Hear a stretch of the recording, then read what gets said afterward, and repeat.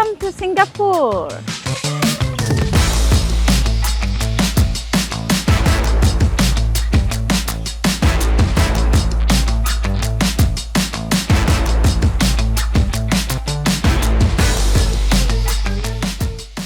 Тэгэхээр монголчууд маань Сингапур улсаар зөндөө аялдаг. Яг одоо бидний зогсож байгаа Marina Bay болон Gardens by the Bay гэх мэтлэн одоо жууштай зориулсан энэ үзэгдлэнт газруудыг манайхан бүгдээр амтахгүй л дээ. Харин бид та бүхэнд Сингапурын өөх түүхийг өгүүлсэн, хэрхэн Сингапур улс сүүлийн 60 жилийн турш амжилттай хөгжсөн, энэ улсыг үүсгэн байгуулсан ерөнхий сайд Lee Kuan Yew-гийн бичсэн 3 дахь орноос тэргүүлэгч орон болох тухай монгол хэлээр орчуулсан байгаа. Тэр номоос иш татан та бүхэндээ энэ улсын хөгжлийн түүхийг ярихаар бэлтгэлээ.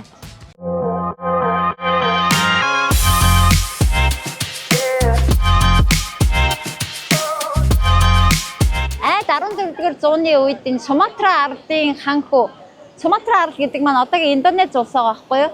Тэгээд энэ Суматра ардын ханху энэ Сингапурын газар нутаг дээгүүр шинэ газар нутаг хайгаа явж исэн юм байна.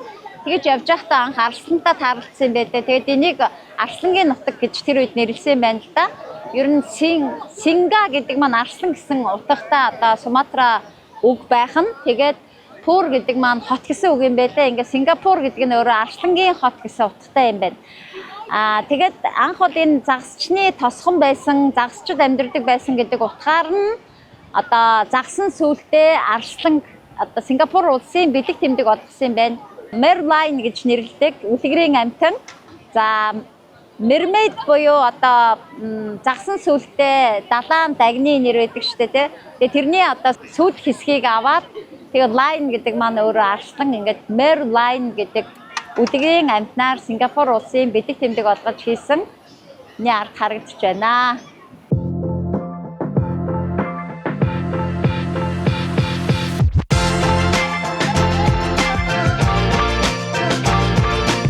Thomas Stamford Raffles-ийн хөшөөний өмнө зогсож байна. Тэгээд Thomas Stamford Raffles бол 1819 оны 1-р сарын 28-ны өдөр яг энэ газар хөлөг онгоцтойгоо анх хүрэлцэн ирсэн байлээ. Британи улсын төлөөлөгч. За тэр үед бол яг энэ Сингапурын газар нутаг дээр 150 хүнтэй загасчны тосхон байсан байгаа юм. Тэгээд тэрний одоо омгийн ахлагч нь Абдул гэдэг нэртэй нэг нөхөр байсан байлээ. Тэгээд Стамфорд энэ хавийг судалж явж байгаад за энэ байршил их сайтай газар юм байна. Ирээдүйд бол ер нь Их Британи улсын одоо бомб хот байгуулахад бол маш юм тохиромжтой газар байна гэж үзээд тэр омгийн ахлагч Абдултай анх уулзаад ингээ манай Британи улсаас энэ газар дээр ч одоо порт барь одоо танаа тосгон тодорхой хэмжээний тусламж үзүүлээгээд анх тэр яриагаа эхлүүлж ирсэн түүхтэй юм байл л дээ.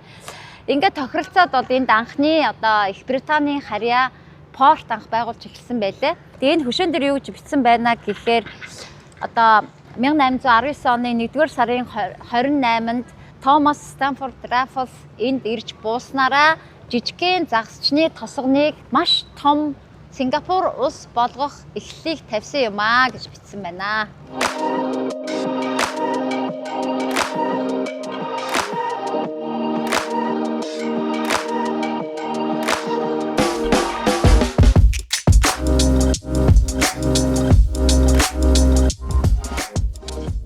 Сингапур улсад архитектурын туршилтын талбай гэж нэрлэгддэг юм байна. Яагаад гэвэл Сингапурт маш олон архитектурын одоо гой шийдэл бүхүү барилгууд баригдсан байдгийн байна. За энэ миний арт талд байгаа энэ комплексыг бол The Interlace гэж нэрлэдэг. Тэгээд 2015 оны архитектурын шилдэг барилгаар бас тодорч ирсэн юм байлээ. Тэгээд энэ барилгыг бол Ole Sheeran гэдэг нэртэй Германы архитектор зургийг нь гаргаж анх барьсан юм байна. Тэгээ энэ өөрөө 31 ширхэг ийм 6 давхар бүхий ийм блокоос тогтдог юм байна л да. Тэгээ яг энэ лего шиг ингээд дээрээс нь ингээд давхардаад барьсан.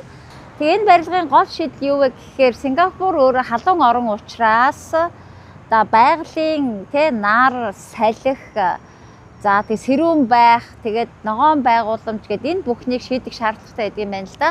Тэгээ энэ бол ийм хэвтэй байдлаар одоо давхар болгонд нь блок болгоных нь хооронд ингээд дээшигээ юм ногоон байгууламжийг шийдэж өгсөн юм байна. Дээрээс нь бүх байшин руу нарны тусгал орох боломжийг бүрдүүлж өгсөн байдаг юм байна. Тэгээ ийм сонин архитектурын шийдэлтэй барилгууд бол Сингапурт маш олон байдгийн нэг жишээ нь энэ байна.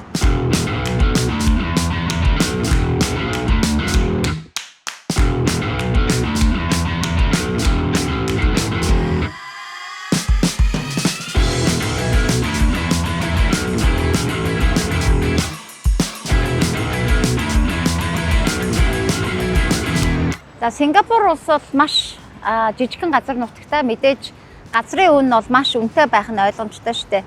Тэгээ Сингапур бол өөрөө ийм ногоон хот тэр тусмаа ой доторх хот байх гэж хичээдэг юм байна л да.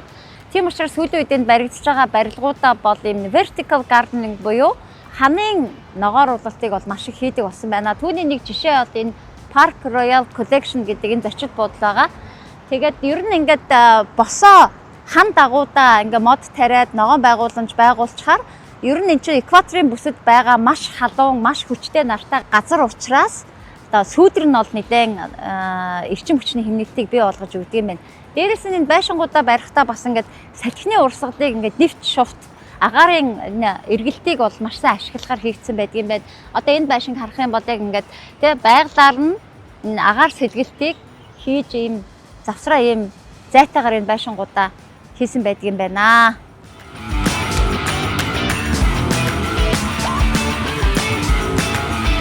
За бид Сингапур хотын төвд Оазия зочдуудын гадаа ирсэн байна. Тэгээд Оазия гэдэг маань өөрөө баян бүрд гэсэн утгатай. Тэгээ энэ зочдууд 2015 оны бас дэлхийн шилдэг өндөр барилга гэдэг шагналд хүрсэн ийм барилга юм байна. За энэ барилгыг анх барихтаа яасан бэ гэхээр энэ улаан өнгийн ингээд тороор битүү бүрсэн байна. Тэгээ тэр торон дээрээ 21 нэр төрлийн мөлхөө ургамлыг бол тариалсан юм байна. Одоо нэг 5-6 жилийн өмнө ирэхэд энэ байшин ийм ч ногоон байгаагүй. Одоо бол бараг тэр чигтээ ногоорцсон байгаад. Тэгээд яг би өөрөө ингээ ургамал ногоо тарьдаг хүн учраас энэний системийг нэлээд сайн сонирхоод байна л да. Тэгээ одоо яг энэ дотоороо бол явж байгаа маш нарийн усалгаа бордооны систем явж байгаа. Зүгээр ингээд нэг цэцэг тариад, мод тариад ингээ өлгөөд энэ борооны усаар өөрөө услагдаад ургаад байгаа юм биш шүү дээ. Энд чинь маш нарийн системээр одоо усалгаа бүхэм нь явдаг гэсэн үг. Тэгээд сүүлийн үед бол энэ байгаль орчинд ээлтэй барилгыг бол Сингапур улс маш их дэмжиж байгаа юм байна. Ер нь шинээр барьж байгаа бүх барилгуудыг тодорхой хэмжээ ногоон байгууламжийг одоо ханан дээрээ ч юм уу эсвэл давхар хоорондоо заавал хийж өгөх ёстой гэсэн энэ стандартыг хэрэгжүүлээ явж байгаа юм байна. Тэгээ яг энэ сүүлийн үед барьж байгаа бүх барилгууд дээрээ дандаа энэ ногоон байгууламжтай харагдчихжээ.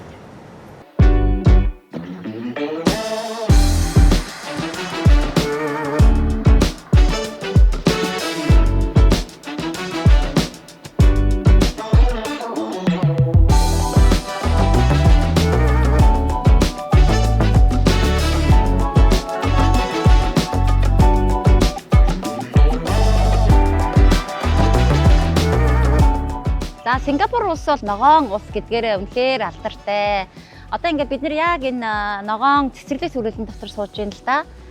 Тэгээд одоо 1960-аас 70 оны хооронд яг тусгаар тогтнолоо олж исэн тэр үед бол Сингапурын энэ хэсэг арал газар бол бараг юу ч ургадаггүй. За нэг юм элсэрхэг шавар хөрстэй. Тэгээ маш их юм тоо шороо босдог. Тийм газар байсан юм байлээ. Тэгээ 60 жилийн хугацаанд бол үнэхээр ном ногоон хот болгож чадсан байна л да.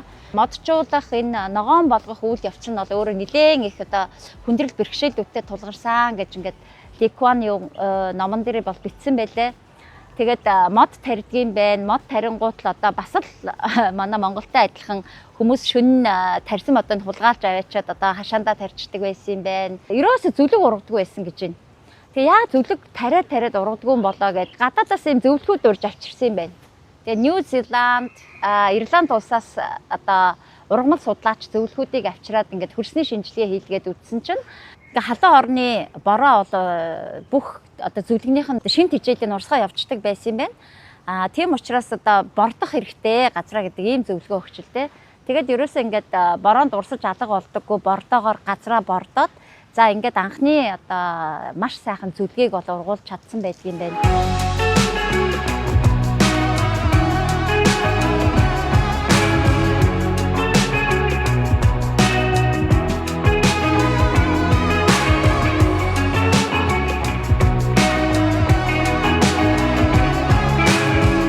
Нийтдээ яг энэ хавийнхаа улс орнуудаас нийт 8,000 нэр төрлийн мод ургамал бутыг авчирч одоо нутагшуулах гэж оролцсон байдгийн байна.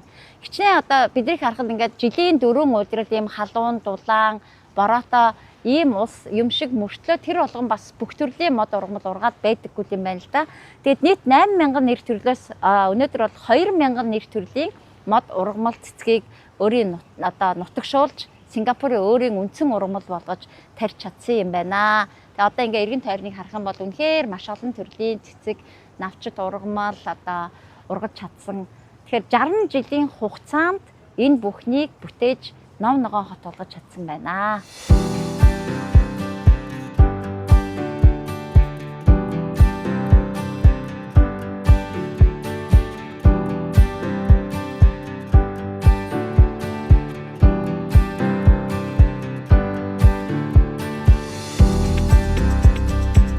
За манайхаа энэ миний арт талд тэр алсад харагдаж байгаа. Эндээс нэг 4.5 км орчим зайд байгаа арал бол хиймэл арал юм байлээ.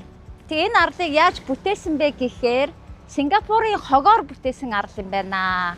Хог хаягдлаараа арал хийсэн байна. Тэр болгоно 5-аас 6 сая хүн амьдарч байгаа энэ арал дээр хог хаягдал маш их гарах нь ойлгомжтой.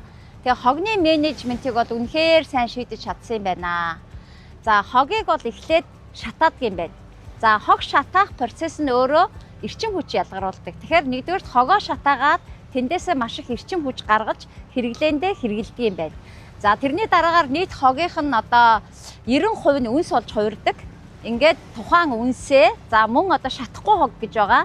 Тэгээд тэр шатдаггүй хог одоо шатаасан үнсээ нийлүүлж агаад энэ далай дотор юм маш том юм хан бариад за мэдээж хан нь бол гадагшаага юу ч одоо нэвчүүлдэггүй тийм хан барьж агаад тэгээд тэрлүүгээ нөгөө хогоо хийчихдэг юм байна.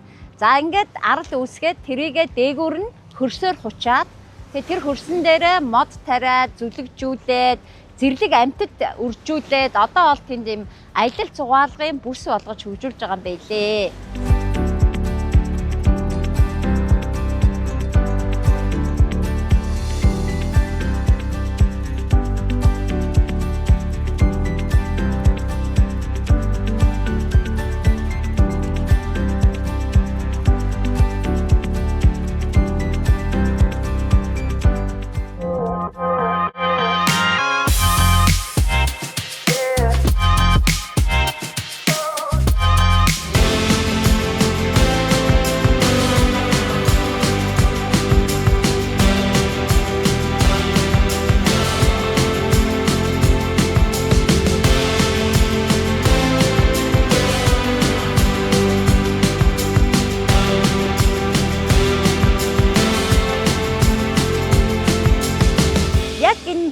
Миний зогсож байгаа энэ газар бол одоо хиймэл хуурай газар гэж хэлж болно да.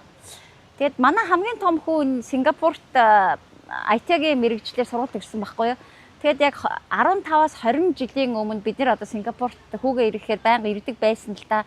Тэгэхэд яг энэ хэсэг газар бол битүү ус байсан. Одоо энэ Marina Bay огт байгаагүй. Энд ингээ шороо авчраад асгаад идэг байсныг бол би одоо аягүй сайн санаад байгаа байхгүй юу. Тэгээд энэ одоо усан дээр ингэж шороо асгасаар хагаад хиймэл газар бий болгоод дараа нь ингээд нэг 5-6 жилийн дараа ирсэн чинь энэ зочдууд бол баригдсан байсан. Үнэхээр маш хурдан хугацаанд бол барьсан л да. Тэгээ энэ хавийнхаа газрыг үнэхээр хиймлэр байгуулад тэгээ дээр нь ингээд 5-6 одтой зочдууд бариад үнэхээр жуулчдын одоо цугларах ирэх хамгийн сайхан газрыг бол бүтээж босгож чадсан байгаамаа.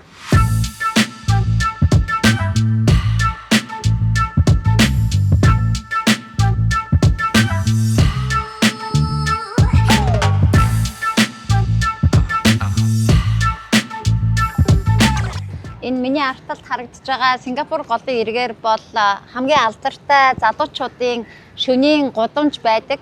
Тэгээ энд бол Сингапурын залуучууд оройн цагаар ирж одоо шөнийн клубүүд одоо бүх юм нь одоо энд төвлөрсөн байдаг л да. Тэгэд энэ Сингапур гол маань 60-70 жилийн өмнө олын ийм гоё гол байгаагүй юм байлээ л дээ. Өөрөөр хэлбэл ингээд байнга өмхий хангалттай тийм гол байсан юм байна. Одоо нэг Монголд нэг буян тухайгаас доошо туулгол яаж үнэртдэг вүлээ. Тэгээ 60 жилийн өмнө яг энэ Сингапур гол бас л тийм үнэртэй байсан юм байна л да. Тэгээд тусгаар тогтнолоо олсны дараагаар бол яг энэ Сингапур голыг цэвэршүүлэх үйл ажиллагаанд засгийн газар нэлээд их хөрөнгө мөнгө зарцуулсан юм байна. Тэгээ яагаад тэр үед энэ гол нь тийм бохирдолтой байсан бэ гэхээр яг энэ голын эрийг дагаад бол маш их гахаан фермүүд оршдог байсан юм байлээ. За дээрэс нь энэ гол дотор нь жижиг завинууд, жижиг усан онгоцнууд бол байнга зогсож байдаг. Тэрэн дээр нь хүмүүс амьдардаг. За тэгэл баас, шээс, хоол, унд бүх юм ингээ гол руугаа шууд хаялцдаг. За дээрэс нь ингээ задгаа хоолны газруудын голынхаа эргээр маш их байсан. Тэгээ тэр хоолны газрууд бол бүх одоо хаягдал бүх юм ингээ гол руугаа хийждэг. Тийм учраас гол нь бол маш өмхий тийм байсан байна л да. Тэгээд тусгаар тогтнолынхаа дараагаар мэдээж энэ хотоо цэвэр байлгах, за голоо цэвэршүүлэх үйл ажиллагааг бол эхлүүлсэн байгаа юм. Тэгээ энд байсан бүх гахаан фермүүдийг одоо тусгай газар руу нүүлгсэн байгаа. Нийтдээ бараг 180 мянган гахааг одоо нүүлгэн шилжүүлсэн гэж дуртгалтай бичсэн байдгийн байлээ. Тэгээд энэ усан онгоц жижиг завинуудыг хотоос гаргасан байдгийн байна. За дээрэс нь одоо Hawker Center гэдэг хоолны газруудыг бол байгуулсан байлээ. За ингээд ер нь яг 10 жилийн хугацаанд бол Сингапур голыг маш гоё цэвэрхэн гол болгож чадсан юм байлээ. Ингээд өнөөдөр Сингапур гол нь одоо Сингапур хотынхоо одоо хамгийн сайхан зугаалах боломжтой газрын нэг болж цэвэрсэн байна.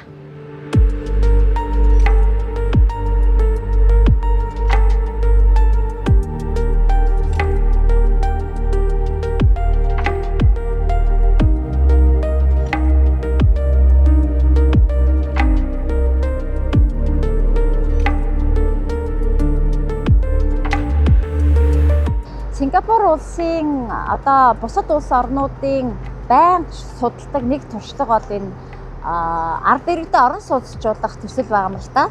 За энэ Сингапурын орон сууцжуулах төслийг бас Монгол улсад нэлээд олон удаа хэрэгжүүлэх гэж оролдсон байдаг. Манайхан мэдж байгаа бол одоо TOSC, NOSC гэх тэ төрийн орон сууц корпорац, нийслэлийн орон сууц корпорац гэл энэ орон сууцны хөтөлбөрийг бол хэрэгжүүлж байгаад бас нэг тийм сайн явахгүйгээр ингээд фейлдчихэд байгаа. Ер нь яаж энэ орон сууцчлах процесс Сингапурт явагдсан бэ гэхээр анх одоо тусгаар тогтнолоо олсны дараа 1965-аас 75 оны хооронд нийт ард иргэдийнхаа 90%-ийг бол орон сууцнд оруулж чадсан байлээ. За хамгийн эхний явуулсан бодлого нь болохоор зэрэг 20%-ийн ипотекийн зээл олгож эхэлсэн юм байна. Өөрөөр хэлбэл урьдчилгаа 20%-аар төлөөд ингээ 30-аас 40 жилийн хугацаанд та цалингаасаа төлөөд ингээд орон сууцтай болоо гэдэг ийм бодлого явуулж илтэй. За энэ бол яг одоо Монголд явж байгаа процесс шүү дээ тийм ээ. Бид нар 20%-ийнхаа урьдчилгааг төлөөд 30 жилийн хугацаатай орон сууцны зээлд хамрагддаг. Гэтэл энэ орон сууцжуулах төсөл нь бол нэг сайн хэрэгжиж чадахгүй байсан байна л да эхний 5-6 жилийн туршид. Яагаад вэ гэвэл Сингапурын ард иргэдэд орон сууцныхаа 20%-ийг төлөх бэлэн мөнгө байхгүй. Тийм учраас тэр болгон одоо хүмүүс орон сууцнд орж чадахгүй байгаад байсан байна.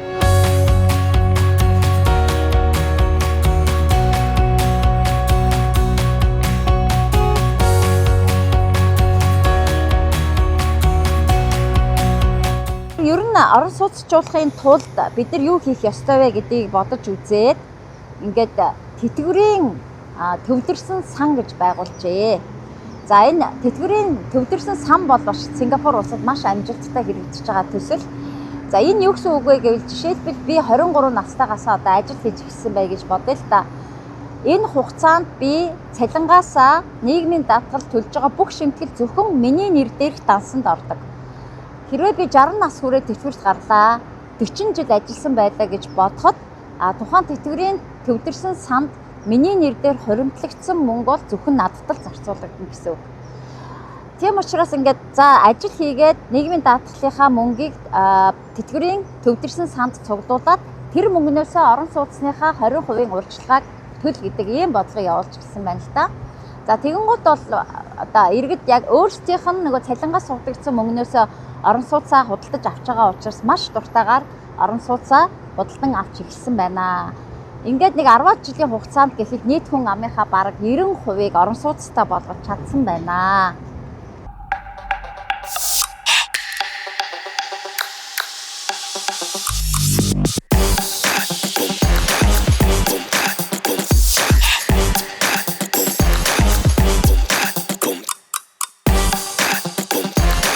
Орон сууцнд орсон иргэд маань бас нэлээд одоо хүндрэлүүдийг гаргадаг байж л дээ. Ягаад гэхээр Сингапур бол одоо хятадаас тариачдын өр удам за тэгээ энд байсан хүмүүс нь болохоор загасчаад тий.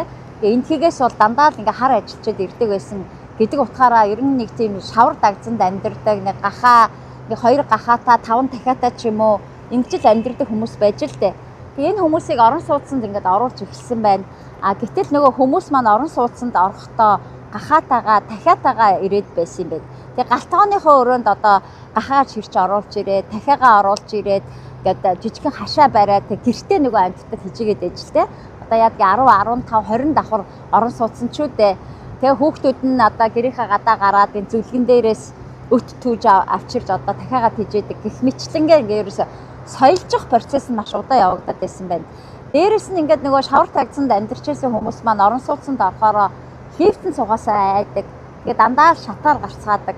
За дээрээс нөгөө цахилгаан тог одоо бараг хэрэгэлдэггүй байсан, дандаа лаг керосин дэнтэй байсан учраас чинь орон сууцанд орсон ч гэсэн керосин дэнгээ асаагаад, лаа асаагаад байдаг байсан байна. Тэгээ энэ ард иргэдээгээ одоо үнэхээр соёлжуулах гэж бол нэлээд олон бодлогыг явуулж, за өнөөдөр бол ингээд нийт хүн амынх нь бараг 95-99% нь орон сууцанд орсон ийм мундаг туршлагатай улс байна.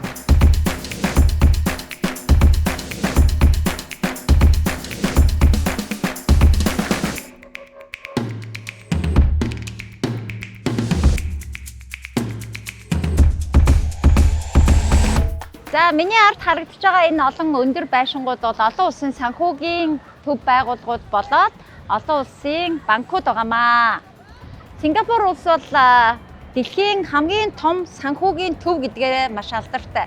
Ялангуяа одоо загасчны жижигхэн тосгон байсан Сингапур улс яаж 10-аад жилийн дотор санхүүгийн том төв болж хувирсан бэ гэдэг бол үнэхээр дэлхийд одоо гайхуулахуйц ийм том туршлага байдаг.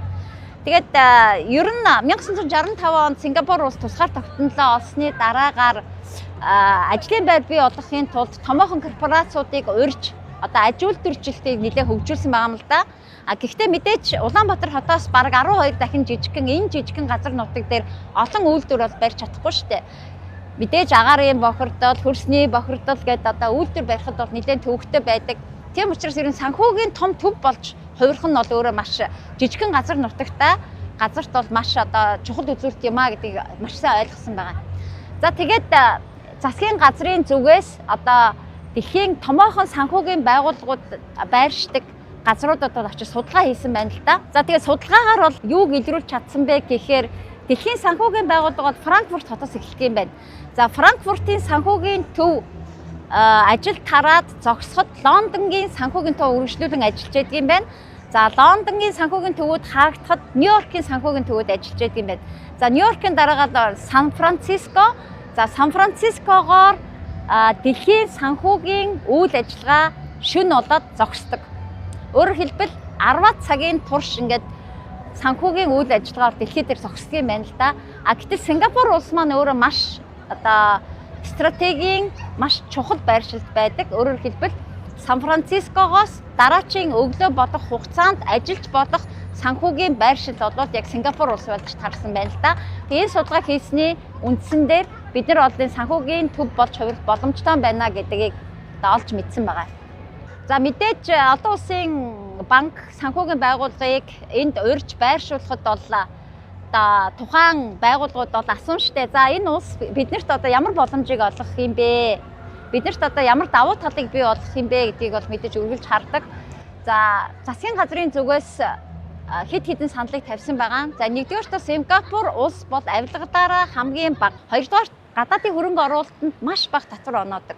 За дээрэс нь одоо ажиллах хүч одоо олон улсын санхүүгийн байгууллагад ажиллаж чадхууц мэрэгчлэнүүдийг бол одоо боловсролын системээр гаргаж өгсөн учраас ажиллах хүч, за татварын сайн нөхцөл, за ингээд байршлын хувьд гэх мэтлэнгээр ингээд энэ маш хурдан хугацаанд санхүүгийн төв болж хөгжсөн ийм туршлагатай улс ор юм байна.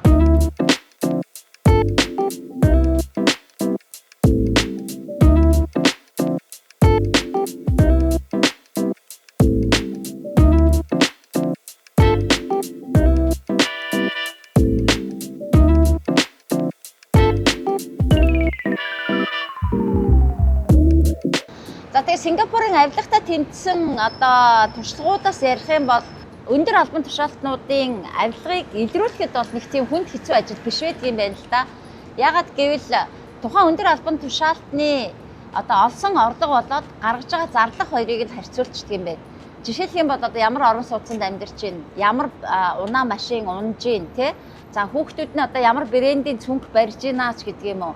Эхнэр нь одоо ямар алт мөнгө зүүж гинаач гэдэг юм уу. Тэр болгоныг нь бүртгэлжүүлээд ингээд тэр болгоныхаа их усрыг бол одоо танилцуулах шаардлагатай байдаг юм байна л да. Хэрвээ олж байгаа орлого чинь тэр одоо гаргаж байгаа зарлагнаасаа бага байх юм бол тэр хоёрын зөрөө шууд авилга гэж үздэг юм байна. Тэгэхээр угаасаа л энэ авилгыг илрүүлэхэд амархан байгаа зү тий. За томоохон албан тушаалтнуудаа тэмцэхэд бол иймэрхүү аргыг хэрэгэлдэг бол одоо жижиг албан тушаалтнуудаа хэрхэн авилгатай тэмцдэг вэ гэхээр ер нь зөвшөөрөл өгөх процессыг бол бүрэн автоматжуулсан байдаг юм байна. Ямар нэгэн төрлийн албан хаагч тухайн иргэнтэй нүүр тулж асуудлаа шийдвэрлэх бүх замыг хаасан байна л да. Тэгэхээр үнэхээр цахимжуулж чадах юм бол тий бүх асуудлаа бид нэр цахимаар шийдэж чадах юм бол хэн нэгэн төрлийн албан хаагчаас очиж ямар нэгэн зөвшөөрөл авах гэж одоо юм гуйж говьших авилга өгөх ямар шаардлагагүй болдго юм байна. Тэгээд ийм байдлаар энэ одоо дээд шатныхаа болон доод шатныхаа авилгыг бүрэн устгаж чадсан ийм орн байна шүү.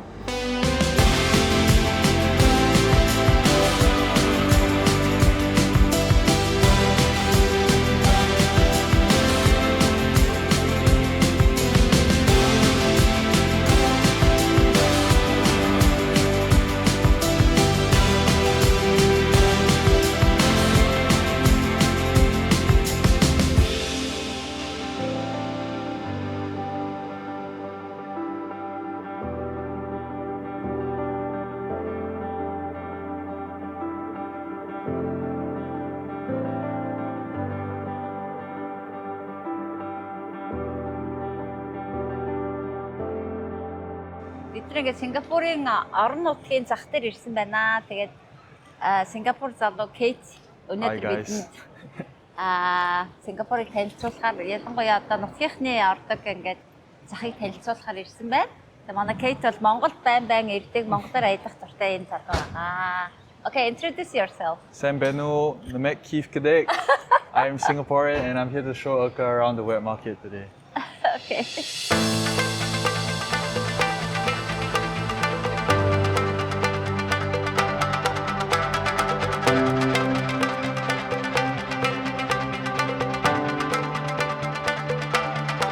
Өглөө ирж сонгоодог. Тэгээд өглөөгөр бүх гэрээ эзэгтэй нар ирж гэрийнхаа хоол хүнсийг суглуулдаг юм байна л да. Одоо ингээд дандаа настай хүмүүс ирсэн байна те. Тэгээ манай Кейт болохоор a lot of aunties coming гэж байгаа. To Mongolia. I'm a Koiben. I love it. I love the nature. Can you speak Mongolian? Chonghun. Say something. Can you say Namek Keith Kadek? Hả? Mongolia Emmer Koiben. Mongolia Emmer Koiben. Hooting. Huten. Cold. Emmer Huten Ben. Амар хүйтэн байсан. But I like it. It's a good cold. Better than this. It's so hot here. You were during summertime. You went in Mongolia Yep. and spent week 1 week. to Bayan Uki. Bayanulgi, Usko. Ovs. How many kilometers we went through? I don't know. 800. How many? Did we? 1,800.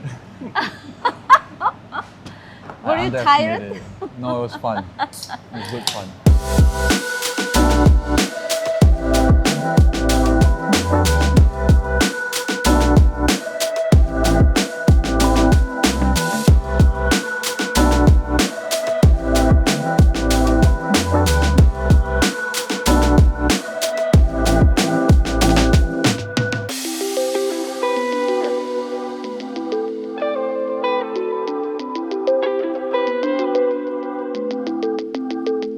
Цэвэршүүлсэн Жордангийн усаар хийсэн шар ариг уу гэж хэлбэл танд ямар санагдах вэ? Сингапур улс бол ямар ч байгалийн баялаг байхгүй жижигхэн газар нутаг дээр байдаг. Хамгийн сонирхолтой нь ерөөсөө ундны ус байхгүй газар гэж байгаа. Тэгээ ундныхаа усыг бол импортлж оруулж ирдэг. Тийм учраас усыг бол ер нь алтнаас дутхгүй үнэтэй гэж үздэг ийм газар байгаамаа. За яг энэ ард харагдаж байгаа Brewers гэдэг нэртэй энэ бол шар аригны брэнд байгаа юм.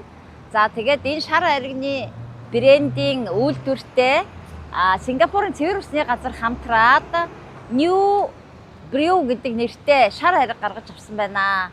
За тэгээд энэ шар ариг бол яг ихэвчлэн одоо реклам сурталчилгааны чанартай гэж хэлж болно л доо. Яагаад гэвэл Сингапур улс маань цэвэр усны нөөцөөр маш бага учраас одоо бидний яриагаар бол Жордангийн ус юм да. Тэгээд Жордангийнхаа усыг бол маш нарийн аргаар одоо цэвэршүүлж ундны ус гаргаж авдаг. Тэгээ мэдээж одоо ард иргэд нь цэвэршүүлсэн бохор ус хэрэглэнэ гэхээр нэг л санаанд нь буухгүй байгаа учраас ер нь ард иргэдээ энэ процесс дасгахын тулд одоо ингээд шар ариг үйлдвэрлэсэн байна. Тэгээд энэ шар ариг бол одоо Сингапурт нэлээд алдартай. Тэгээд реклам сурталчилгааны зорилгоор бол хэрэгэлдэг. Одоо төрийн том албан тушаалтангууд нь энэ цэвэршүүлсэн ус тэр одоо Жордангийн ус цэвэршүүлж хийсэн шар аригаа ууж ард түмэндээ үзүүлдэг байх жишээтэй байдаг юм байна.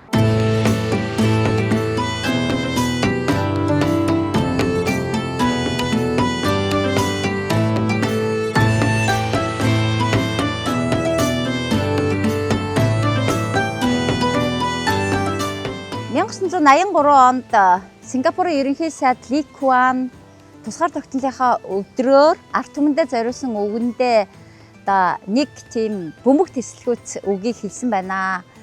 За юу гэж хэлсэн бэ гэхээр хэрвээ та боловсралтай залуу бол та ухаантай хүүхэд төрүүлэе л гэж бодож байвал өөрийнхөө хэмжээний боловсралтай эсвэл өөрөөсөө илүү боловсралтай эмэгтэйтэй гэр бүл болох хэрэгтэй гэж хэлжээ.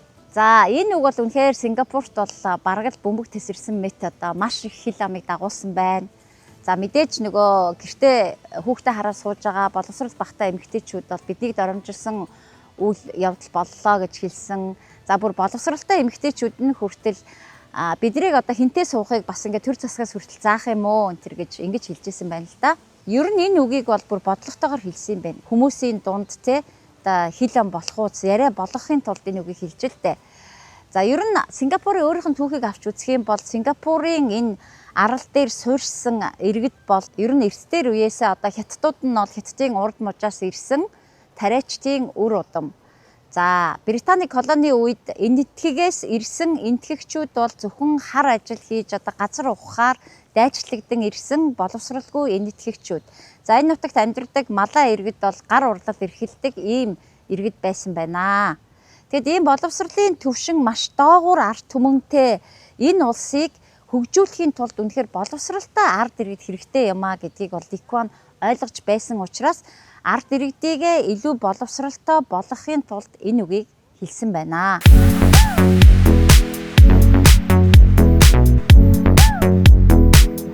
Can you tell me about the educational system in Singapore. So, like what I said before, it's Yes. 6 years primary school. You take an examination, you take a big exam, and then you go to secondary school for either 4 or 5 years, depending on how good you do in the exam. And afterwards, it's 2 years of A levels or 3 years of diploma college. And then afterwards, for men you go to army, and then for women you go to university. Yeah. And university will how long Depends. the university? It depends on will your take? course. Usually 3 or 4 years. 3-4 years. Yeah. Depends on what you're studying. For me, it's 4 years. When you will be in the workforce? 4 years later, 26. 4 years Yeah. later in the 26. Yeah, 26. This is the normal, It's normal. age Yeah, it's for normal for Singaporean Singaporeans. guys. Yeah, it is. For women, maybe 23, 24. After graduation of the university, Yeah. right? I'll be old. How much do you pay for the university? For local students, maybe around 8,000 a year 8,000 for 1 year, Singapore dollars. For 1 year. For Singaporeans, yeah. And do you have the kind of scholarship? You can apply if you want to. If you do well, there are scholarships that pay for your education. But normally it's subsidized quite a bit already. So, but there are full scholarships as well if you do well in school. But I can't. I'm just there to get by, to get through. No scholarship for me. Why? I'm not smart enough. I don't study hard enough. I'm on Mama scholarship. Mom scholarship.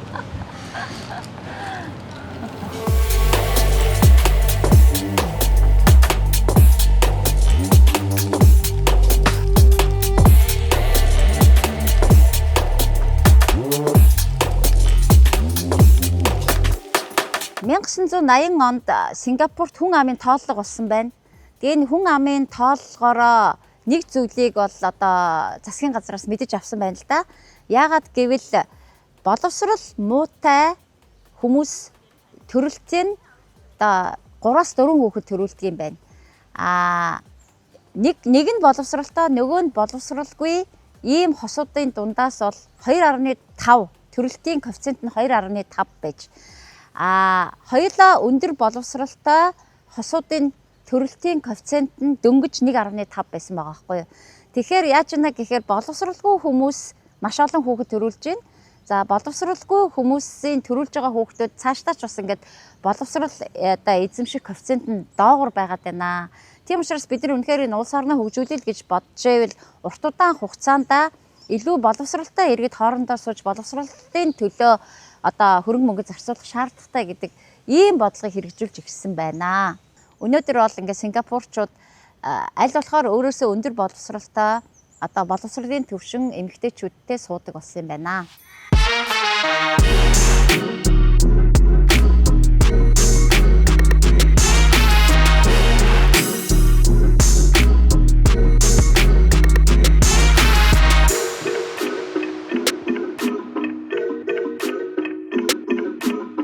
Maintenance of Parents Act буюу эцэг эхээ тэжээн тэтгэх тухай хууль Сингапур улсад байдаг юм байна. Тэгээ энэ үнэхээр сонирхолтой санагдсан. Яагаад гэвэл энэ эцэг эхээ тэжээн тэтгэх тухай хуультай бараг дэлхийн ганц орон юм шиг байгаа юм.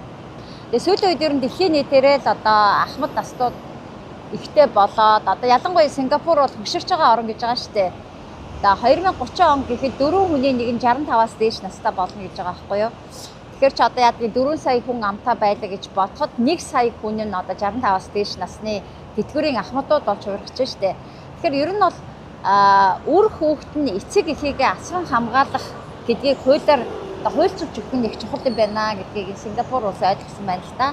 За тэгээ энэ хуулийн заалтанд юу гэж заасан байдгүй гэхээр 60-аас дээш насны өөрийгөө одоо тэжээн тэтгэх боломжгүй болсон үед үр хүүхдээсээ халамжийн мөнгө нэхэмжлэх эрхтэй болд юм байна. Тэгээд энийгээ бас шүүхээр шийдвэрлэх бүрэн боломжтой. Өөрөөр хэлбэл одоо хүүхэд нь эцэг эхийгээ харж үзэхгүй байх юм бол эцэг эх нь одоо насан дээр гарчаад ажил хийх боломжгүй өөрийгөө одоо асран хамгаалах боломжгүй болсон үедээ хүүхдээсээ халамжийн мөнгө нэхэмжлэх бололцоотой ийм хууль байдаг юм байна. Ер нь манай Монголд ч гэсэн одоо эцэг эхийнхаа тий ахмад наснуудын тэтгэврийн мөнгийг авч одоо өрн таран хийдэг явдлаар сүүлийн үед нэлээд газар аваад байгаа шүү дээ. Ялангуяа ингээд бүтэн жилээр энэ төр тэтгэврийн зээл авахулцдаг. Тэгээд ингээд эцэг эхийгээ ингээд ахмад наснуудыг хайж орхиод байгаа юм асуудал гараад байгаа учраас хуульдаа бас нэг үр хүүхдний эцэг эхээ халамжлах хэрэгтэй гэсэн ийм заалт оруулаад бас чухал байдаг юм байна шүү.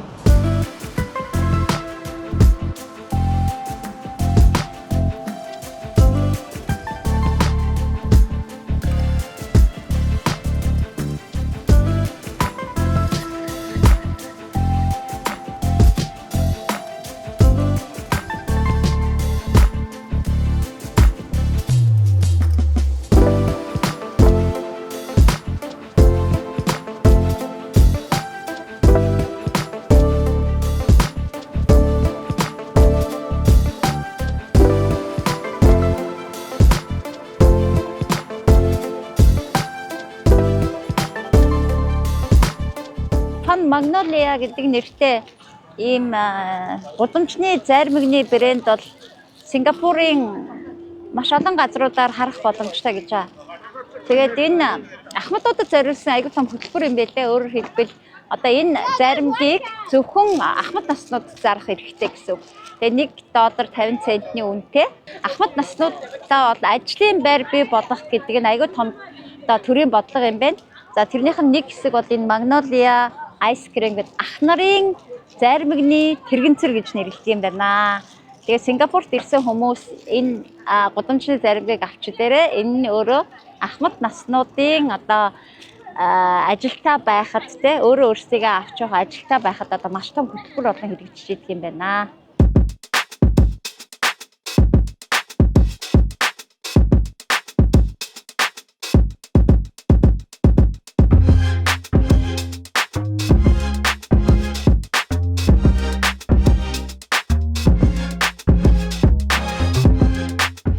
За Сингапурын дүүжин тээврээр зорчиж явнаа. Тэгээ манайхан сая шинжлэлээр Чингисийн талбай дээр гарсан дүүжин тээврээ бас харсан байхаа. Удахгүй Монгол улс маань ч гэсэн дүүжин тээвртэй болох юм байна. За ер нь дүүжин тээвртэй болох тухай яригадаад бас нэлээд хэдэн жил болчлоо. Тэгээд хүмүүс маш их шүүмжилдэг тийм ээ. Гэхдээ энэ Сингапурт дүүжин тээврээр явж болж байна. Тэгээ яг эргээд өөртөө дүүжин тээврээр зорчихоос гадна бас аялал жуулчлалд хэрэгтэй юм байна шүү. Ялангуяа жуулчдын одоо явах дуртай тээвэр бол яг аргагүй дүүжин тээвэр. Тэгээд мэдээж Монголд ч гэсэн 100-ны өдрөлт ирж байгаа жуулчдаа зориулаад яагаад дүүжин тээврээр явуулж болохгүй гэж дүүжин тээвэр ба агаарт өндрөөр явдаг учраас одоо хотынхоогоо үзмжийг харах тий алсаас энэ хотыг одоо бүхэлдэн толдож харахад бол дүүжин тээвэр бас их хэрэгтэй юм байна. Тийм учраас дүүжин тээврийг дэмжиж байна.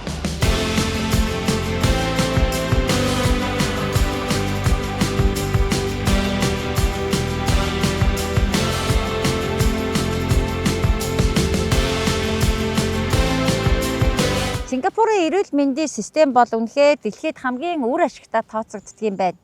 Тэгээ энийг бас бид нар мэдэж авах хэрэгтэй юм байна л да. Ягаад гэхээр манад нөгөө эрүүл мэндийн даатгалын систем маань тэр болгон сайн ажиллахгүй байгаа учраас энэ Сингапурын туршлага бол үнэхээр хэрэгтэй юм байна.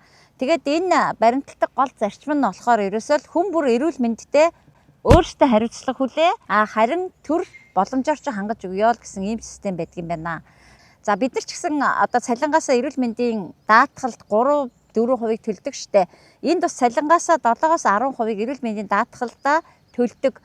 Гэхдээ зөвхөн өөрийнхөө хувийн эрүүл мэндийн даатгалын дансруул хийдэг юм байна. Өөрийн чинь цуглуулсан мөнгө зөвхөн өөрийн чинь эрүүл мэндэд л зарцуулагдана. За энэ мөнгөөрөө юу хийж болох вэ гэхээр өөрийнхөө эрүүл мэндийн төлөө болон гэр бүлийнхаа гишүүдийн эрүүл мэндэд энийг зарцуулах хэрэгтэй байдаг юм байна.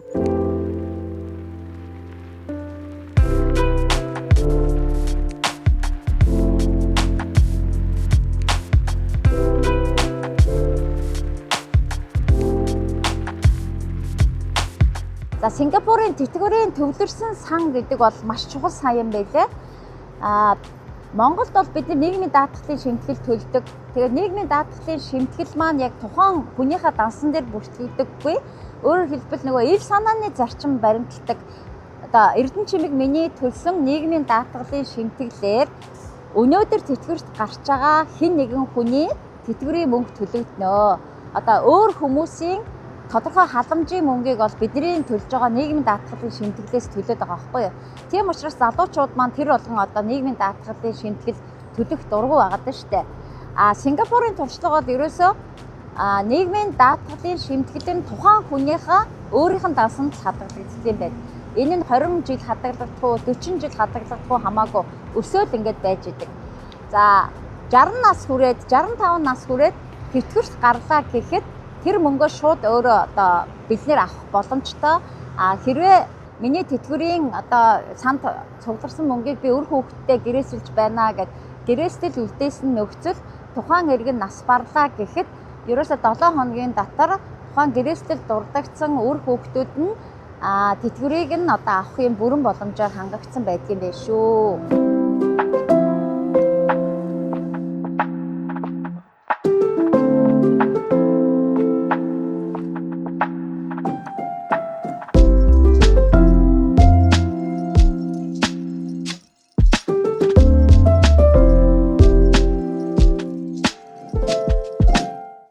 Сингапур улс бол чихрийн шижин өвчнөд тэмцэх асуудлыг үндэсний хэмжээний дайн гэж нэрлсэн байна шүү. Үнэхээр Сингапур улсад бол чихрийн шижин өвчин нэлээд газар авч байгаа юм байна. Яаж дайн зарласан бэ гэхээр нэгдүгээр чихрийн хэрэглээ. За чихрийн хэрэглээг багасгах те. Ер нь бол нөгөө чихэрлэг ундаан дээрээ нэлээд том татвартай. Nutri-Grade гэдэг ийм татварын бодлого байдгийн байна. Дээрэс нь sugar tax гэж байдгийн байх шүү манайхаа. Sugar tax, сахарын такс, татвар. Taste grade гэдэг тийм хуулийн заалттай юм байна л да. За тэрэн дээр юу гэж заасан байдаг вэ гэхээр чихэрлэг ундаануудаа A, B, C, D гэсэн дөрвөн ангилалд хувааж хуулийн заалтанда оруулсан байдаг юм байна. За A ангилал нь болохоор 100 г ундаан, 1 г сахар. B ангилал нь болохоор 1-5 г, за C ангилал нь бол 5-10 г. D ангиллал 10-аас дээш грамм гэсэн юм ангилалтай байдаг юм л да.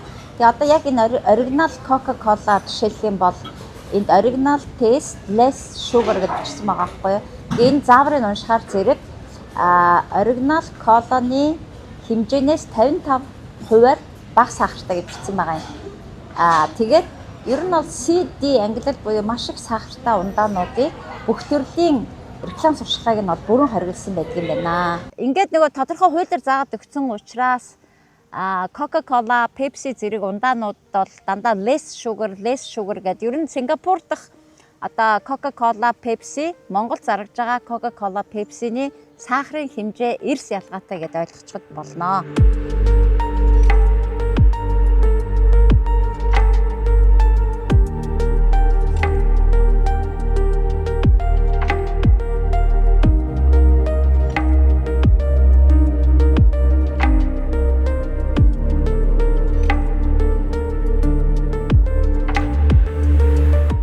Сингапурт алхах тусам мөнгө авд юм байна.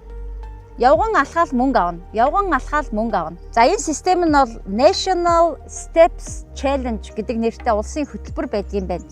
За тэгээд энийг яадаг вэ гэхээр Healthier 365 гэдэг нэртэй аппликейшн гар утсан дээрээ татаад авчдаг юм байна. За энэ аппликейшнийг татаж авангууд улсаас алхаа хэмжигч цаг үнэгүй өгдөг гэж байна. За мэдээж Apple Watch-тай ч юм уу байх юм бол өөрийнхөө цаган дээр бүртгээ явчихна. Улсаас бас үнэгүй цаг авч болно. Алхам тутамд оноо цуглуулнаа. Жишээлбэл 5,000 алхамд 10 оноо өгдөг юм байна. 10,000 алхамд 40 оноо өгдөг юм байна. За тэгээд энэ мөнгөөрөө юу хийж болдог вэ гэхээр энэ нь health points гэдэг ингээд point болоод тэгээд дэлгүүрт шууд тэр point-ороо супермаркетаас худалдан авалт хийх боломжтой. Алхахаас гадна хэрвээ зүрхний цохилт чинь илүү өндөр болох юм бол кардио дасгал хийх, усан цэлэх, гүүх гэх мэтлэнгээр нөгөө хөдөлгөөн чинь хурцсаад ирвэл зүрхний цохилт чинь нэмэгдэн штэ. За ийм үед бол оноог чинь 2-оор үржүүлж өгдөг юм байна. Тэгэхээр зөвхөн алхахаас гадна илүү кардио хийх юм бол илүү мөнгө авнаа гэсэн үг.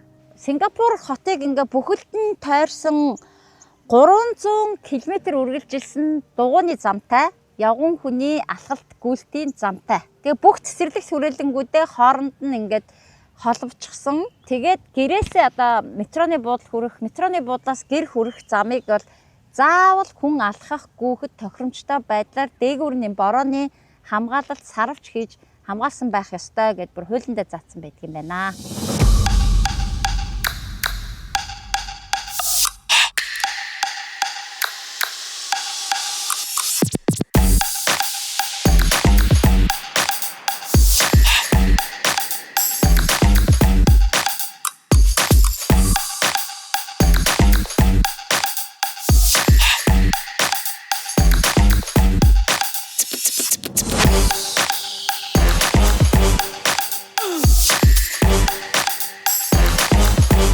Come on, come on.